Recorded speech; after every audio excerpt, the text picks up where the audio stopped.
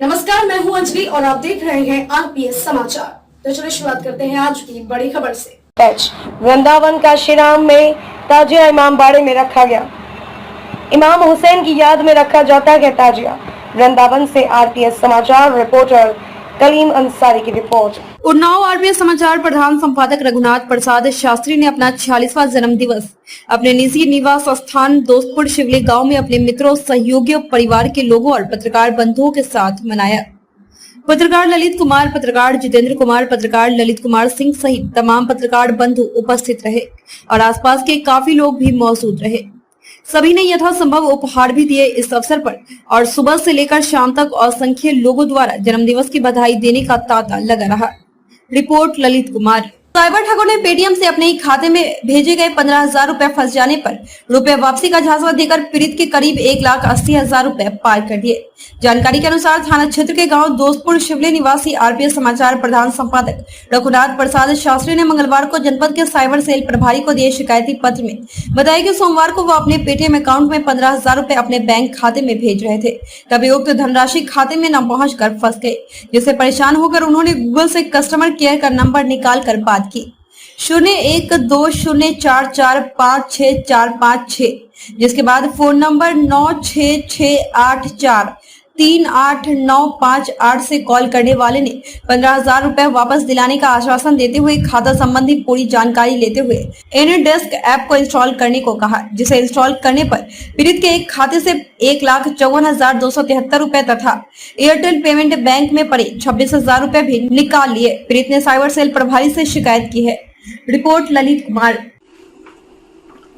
दोस्तों नमस्कार, मैं हूं रघुनाथ प्रसाद शास्त्री, जनपद उन्नाव, फतेहपुर 84, दोस्तपुर शिवली का निवासी।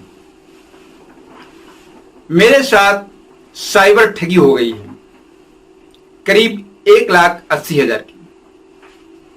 पेटीएम हेल्पलाइन नंबर पर कॉल करने पर, पेटीएम के हेल्पलाइन के नंबर पर कॉल करने के दौरान आपको बता दें, पिछले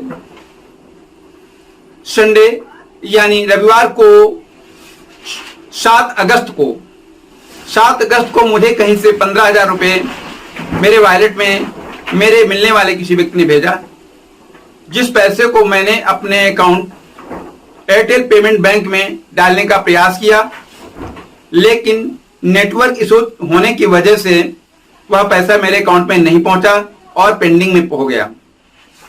बहुत प्रयास किया, लेकिन वह पैसा ना ही मेरे पेटीएम वॉलेट में रहा और ना ही वह मेरे अकाउंट में पहुंचा, जिससे मैं काफी परेशान था। पूरा रात यानी 12 से 14 घंटे मैंने वेट किया, लेकिन वो पैसे वापस नहीं आए। 8 तारीख को यानी 8 अगस्त को सोमवार को सुबह करीब 9:30 बजे हमने गूगल से पेटीएम हेल्पलाइन नंबर निकालने का प्रयास किया, जिसमें ये नंबर निकल के आया 01204456456। यह नंबर गूगल से मुझे मिला, पेटीएम हेल्पलाइन नंबर, जिस पर मैंने कॉल किया। जिसने कॉल रिसीव किया उसने बोला कि अपनी समस्या शेयर करें। क्या समस्या? उसको मैंने सारी समस्या बताई, तो उसने कहा सर जो है मैं दूसरा नंबर आपको देता हूं, इस नंबर पे कॉल कर लो, आपकी समस्या सॉल्व हो जाएगी, मेरे सीनियर से बात हो जाएगी। वह नंबर यह है 9668438958। यह नंबर पर मैंने कॉल किया। कॉल के दौरान उपरोक्त व्यक्ति ने जो भी जानकारी हमसे लेने का प्रयास किया, सारी जानकारी मैंने निसंकोच दे दी, क्योंकि मैं कस्टमर केयर से हेल्प लेने का प्रयास कर रहा था। इसी के दौरान उसने एनीडेस्क सॉफ्टवेयर अपलोड करने की बात की। जैसे ही एनीडेस्क सॉफ्टवेयर अपलोड किया, उसे ऑन करने के लिए कहा।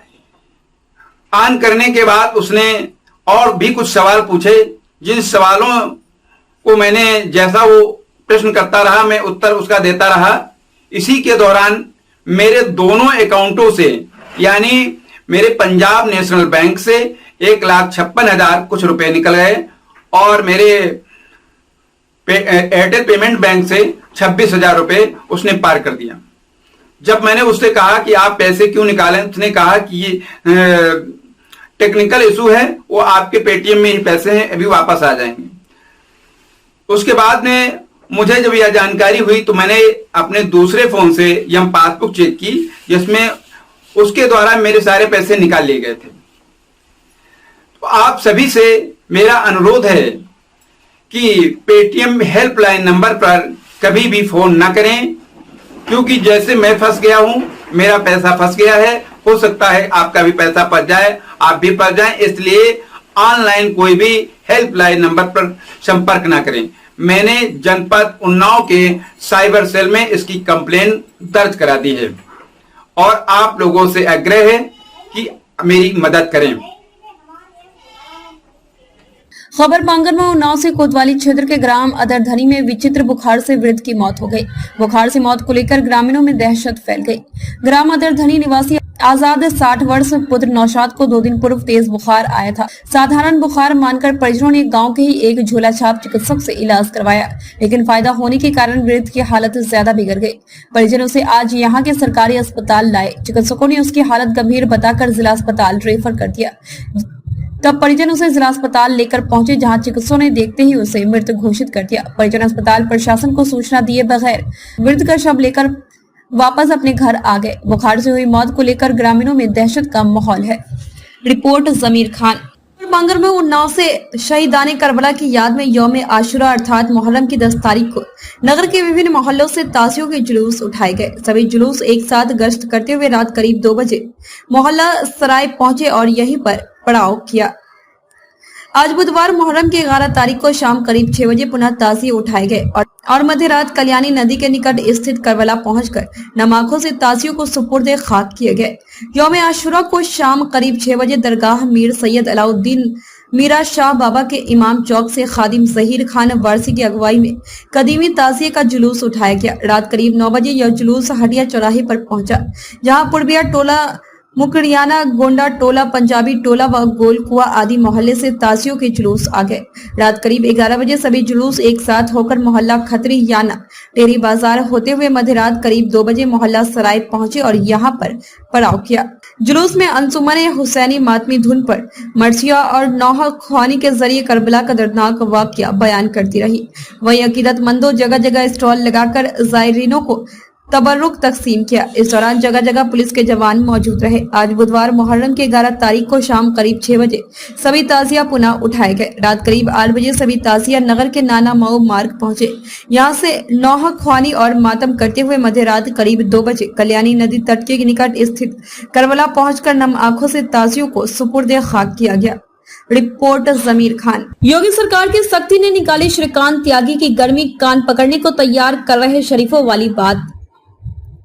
नोएडा की एक सोसाइटी में महिला के सामने अपनी ताकत और गुंडाई का इजहार करने वाले गालीबाज श्रीकांत त्यागी का जोश अब ठंडा पड़ गया है। पुलिस गिरफ्त में आने के बाद उसकी पूरी हेकड़ी निकल गई है।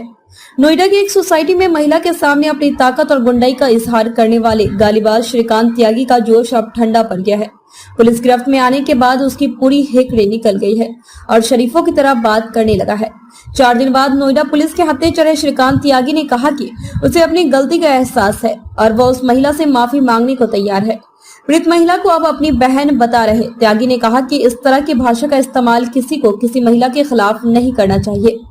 त्यागी ने मीडिया से बातचीत में अपनी गलती मानी और कहा कि वह माफी मांगने को तैयार है। उसने कहा, समाज में महिलाओं को सम्मान की नजर से देखा जाता है।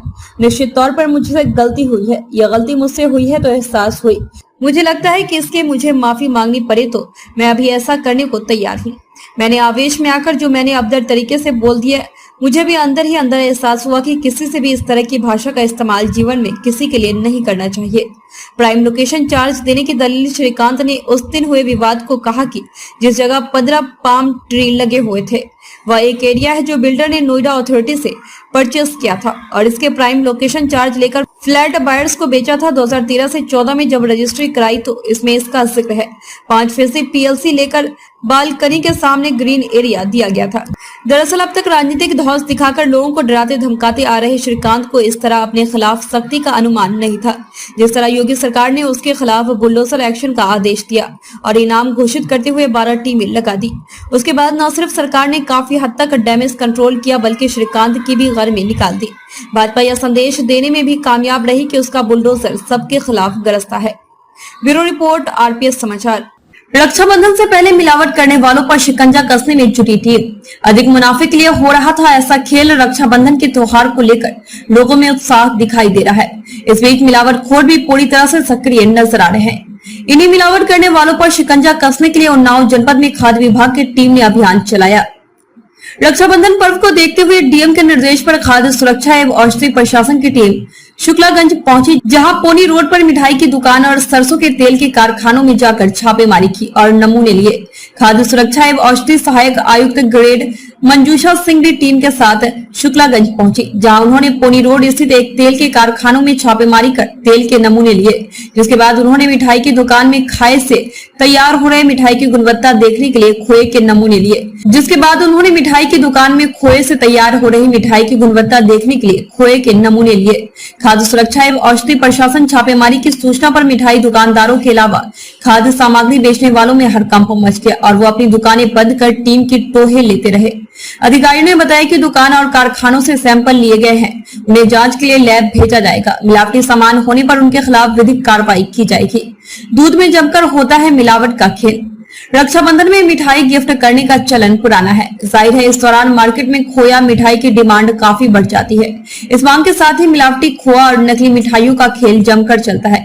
लगातार बाजारों में मिलावट को लेकर कार्रवाई होती है, फिर भी बाजार में मिलावट का खेल चुका चलते रहता है। कीमत कर रहा कबारा। जब दूध महंगा हुआ तो उससे तैयार होने वाले प्रोडक्ट का रेट भी आसमान छूने लगा। खोआ तो 300 से 350 रुपए किलो तक बिका। अब मिठाइयों की कीमत तो उतनी बढ़ नहीं सकती, मिलावट होना लाजमी है। इसके साथ त्योहार पर मिठाइयों की डिमांड अन्य दिनों की अपेक्षा 10 गुना से अधिक बढ़ जाती है। कम ही लोग प्रतिष्ठित दुकानों से मिठाई खरीदते हैं, ज्यादातर लोग अपने एरिया में मौजूद दुकानों पर ही पहुंचते हैं। ऐसे में मिठाई बेचने वालों के लिए मुनाफा कमाने का यह सबसे बेहतर समय है। Bureau report, Unnao. तिरंगा विषय पर आंगनबाड़ी केंद्रों पर चित्रकला प्रतियोगिता आयोजित। आजादी के अमृत महोत्सव के अंतर्गत हर घर तिरंगा कार्यक्रम के सफल क्रियान्वयन के लिए शासन के निर्देश के क्रम में 13 से 15 अगस्त तक स्वतंत्रता सप्ताह के दौरान आंगनबाड़ी केंद्रों पर राष्ट्रीय ध्वज फहराने तथा बच्चों में उत्सव की भावना पैदा करने के लिए बुधवार को तिरंगा विषय पर बच्चों के लिए चित्रकला प्रतियोगिता आयोजित हुई। समस्त विकास खंडों में तिरंगा रैली का आयोजन भी किया गया। आंगनबाड़ी केंद्र के बच्चों द्वारा तरह तरह के तिरंगे के आकर्षक चित्र बनाए गए। इस अवसर पर जिला कार्यक्रम अधिकारी राकेश कुमार मिश्रा ने बच्चों को उत्साहवर्धन किया और कहा कि हर घर तिरंगा कार्यक्रम को सभी बाल विकास परियोजना अधिकारी सफल बनाए। आंगनबाड़ी कार्यकर्ता बढ़ चढ़ कर अपने क्षेत्र के समस्त परिवारों में देश प्रेम की भावना बढ़ाने एवं अधिक से अधिक संख्या में अपने घरों पर तिरंगा फहराने के लिए लोगों को प्रेरित करे। Bureau report, Unnao.